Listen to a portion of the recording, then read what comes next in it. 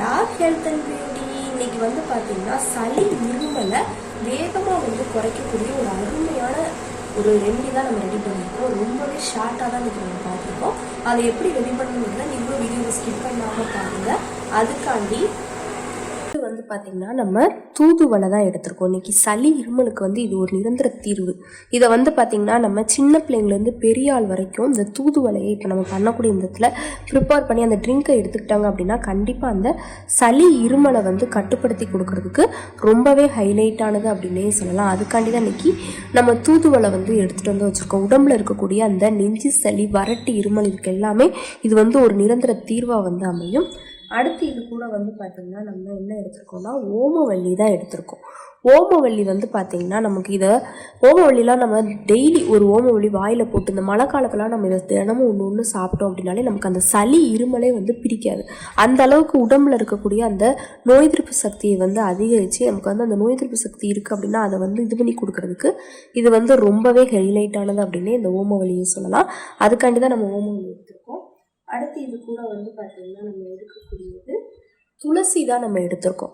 துளசியும் பார்த்திங்கன்னா இந்த தூதுவளை ஓமவல்லி மணிக்கு தான் சளி இருமல். இதுவும் நம்ம டெய்லி இந்த துளசி தண்ணி நம்ம எடுத்துக்கலாம். தண்ணியில் நல்லா கொதிக்க விட்டோ இல்லை ஒரு 10 நிமிஷம் தண்ணியில் இதை ஊற போட்டு 10 நிமிஷமோ அரை மணி நேரமோ நல்லா ஊற போட்டோ நம்ம எடுத்துக்கலாம். அந்த அளவுக்கு நல்ல ஒரு பெனிஃபிட்ஸ் கொடுக்கறதுக்கு இந்த துளசி இலைகள் ஒரு ஹைலைட்டானது. இந்த 3 பொருட்களை பயன்படுத்தி தான் நம்ம சளி இருமலை கட்டுப்படுத்தக்கூடிய ரெமெடி பார்க்க போகிறோம். இப்போ ஒரு இண்டக்ஷன் ஸ்டவ்வில் பேனலில் நான் தண்ணி ஊற்றி எடுத்துகிட்டு காட்டுறேன். கொதிச்சு வந்துச்சு. இந்த ஸ்டேஜில் நம்ம எடுத்து வச்சுருக்கோம் இல்லையா, ஃபஸ்ட்டு ஓமவல்லியில் அதை சேர்த்துக்கலாம். நல்லா ஒரு 5-6 அதிகமாக எடுத்தாலும் நமக்கு நல்ல ஒரு பெனிஃபிட்ஸ் தான். நல்லா கொதிச்சுட்ருக்கு. இந்த ஸ்டேஜில் நம்ம எடுத்து வச்சுருக்க துளசி இலைகளை சேர்த்துக்கலாம்.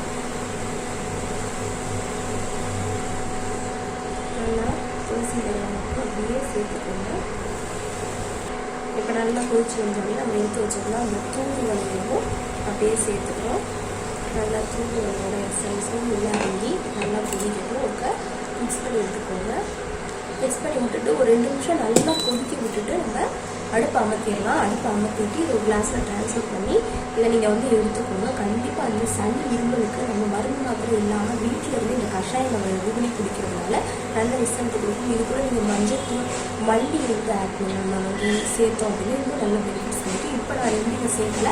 நீங்கள் வேணும்னா சேர்த்து நல்லா மணிக்கு கொதிக்க விட்டு இன்னும் ஒரு 2 நிமிஷம் கொதிக்க விட்டு நீங்கள் கிளாஸில் ட்ரான்ஸ்ஃபர் பண்ணிட்டு எடுத்துக்கோங்க. கண்டிப்பாக சளி இருமலை கட்டுப்படுத்தி கொடுக்கும். அந்த மூக்கடைப்பு பிரச்சனை இருந்தாலும் ஒரு நல்ல ரிசல்ட் கொடுக்கும். ஓகே ஃப்ரெண்ட்ஸ், இந்த வீடியோவில் நான் பண்ண இந்த ரெமெடி உங்களுக்கு ரொம்ப பிடிச்சிருக்கலாம். லைக் பண்ணுங்கள்.